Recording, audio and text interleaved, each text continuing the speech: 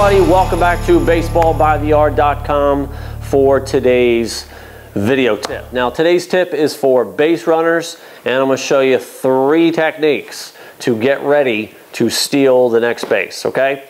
So I'm not going to get into leads here. I'm not going to get into how far your lead should be and the footwork associated with that. I'm going to show you 3 techniques that runners can do. Now, I don't personally have a preference in terms of which one, okay? You know, there's ones that I did and other base runners do other things, and you'll see guys on TV do a bunch of other ones as well.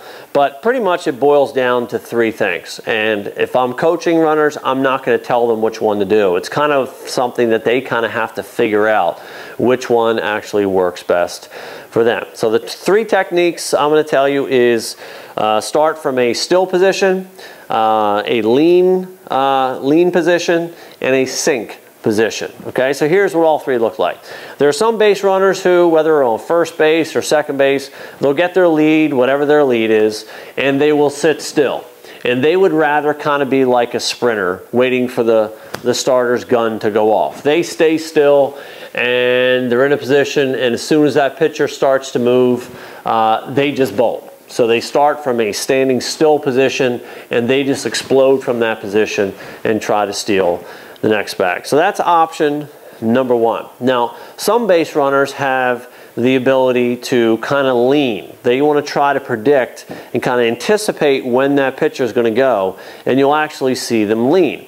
And so obviously there's danger in that, because if I lean too much and the pitcher starts to throw over here for a pickoff move, it may be tougher. But there's always trade-offs. My jump can be better because I'm leaning, but then again, I have to be careful. I'm more susceptible getting picked off. So it's that trade-off, and you have to figure out what works best for you. So in terms of a lean, you'll see the batter kind of get his lead. You might see him moving around a little bit more, and what he might try to do is time it, and you see his feet moving back and forth.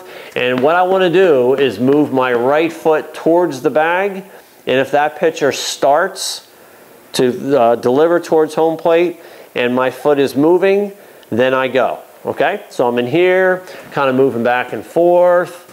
I move my foot forward, he goes, and boom, I just keep going, okay? So I'm trying to time it so that when my right foot is moving towards the bag, if I time it and the pitcher takes off, then I'm already leaning and I'm going. And I can turn that into kind of a moving jump instead of standing still and then having to get started. So it's another option. It does take some practice.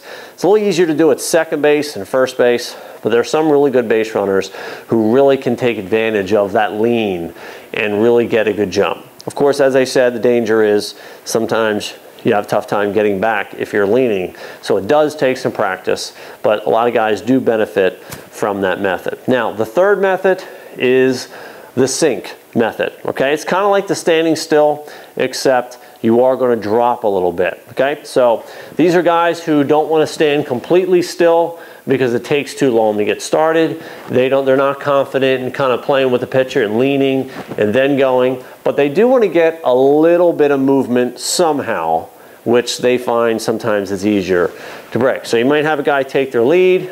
He kind of stands a little tall. When the pitcher comes set, you'll see the runner kind of sink a little bit. And if he is in the middle of sinking and the pitcher delivers, well, he's moving, boom, now he takes off, okay? If he's here in this sinking position and he gets all the way to the bottom and has to stop, well, then he doesn't steal on that pitch. So again, he's trying to gamble that he's going to time it so that the pitcher's delivery starts when he's still moving, and then he can break, okay? So all 3, of course, take a lot of practice. And usually base runners will gravitate towards one of those 3, possibly even another one. But those are the 3 big ones. So if you're a base runner, practice all 3. It's something you really have to work on and practice so you can master one of those 3 or a few of them. Try them all, see which one works for you, and oftentimes one that works for you will make you a better base stealer. All right, folks, well, I'm Coach McCreary signing off. Thanks again for watching, everybody. Have a good day.